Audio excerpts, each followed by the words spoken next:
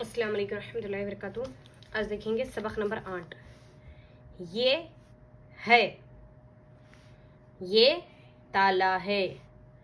बताया जा रहा है तस्वीर में, ताला काला है। ये आम है, आम लाल है। ये अनार है, अनार लाल है। देखिए इसको किस तरह से लिखते हैं। ये इस तरह से लिखेंगे, इस तरफ वेव जैसा आएगा। ये है इस तरह, यानी चश्मा आएगा साथ में इस तरह से। ये है,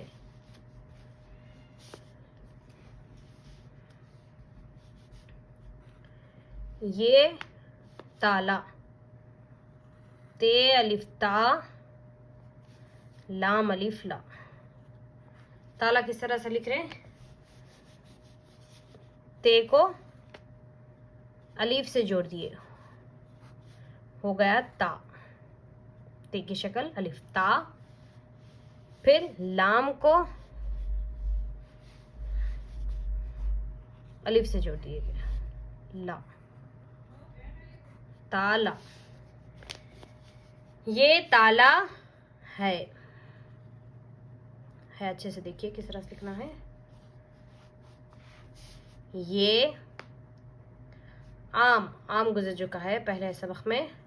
ये आम है, अलिफ ऊपर मद मीम, आम है। ये ताला है, ये आम है, अलिफ ऊपर मद मीम, आम लाल, लाम अलीफ लाम, लाल। लाल भी पहले सबक में गुजर चुका है। अगर आप लोग नहीं देखे तो पीछे जाकर देख सकते हो सबक नंबर 6 में। आम लाल है,